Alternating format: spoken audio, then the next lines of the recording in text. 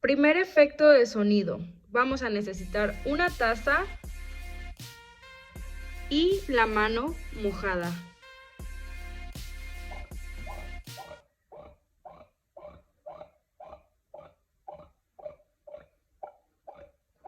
Segundo efecto de sonido. Vamos a necesitar un globo o vejiga. Hay que inflarlo. Ya está listo.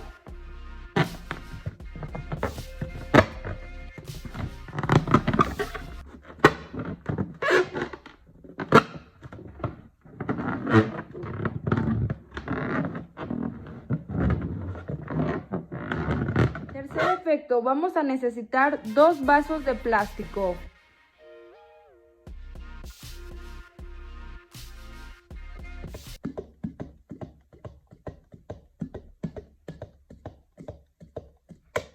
Una muestra de los efectos de la clase de lenguaje y sonoro. Gracias.